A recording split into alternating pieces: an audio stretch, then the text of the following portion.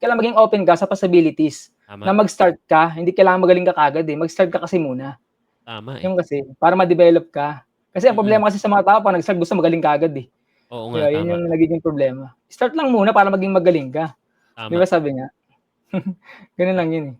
Tama bro, tama yun ano. So, kailangan mo talaga mag-start, kailangan mong mag-show up muna. Kasi hindi mo makikita yung resulta, hindi mo makukuha yung resulta ng gusto mo kung di ka magsho-show up, which is tama naman.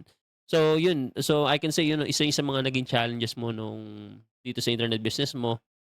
Pero regardless, dahil nga napag-establish ka ng sarili mong brand, kumbaga kilala ka na rin ng tao. So, yun yung isang malaking factor kung bakit sila nag-i-stay sa'yo, di ba? Exactly, kasi nga siyempre yung pag-support mo sa kanila is hindi naman din matatawaran yun, eh. Tama, eh. Although yung iba hindi ma-appreciate yun kasi lumipat sila sa iba, hindi mo naman maano yun. Tama. Kasi pera nila yun, at the end of the day sila pa rin magde-decide kung saan nila Mm. gustong gastusin, kung kanino nila gustong ibigay monthly, tama? Hindi Tama. na natin maano yun, basta't ikaw ginawa mo yung part mo, Tama. na-serve mo sila for the past years, okey na yun.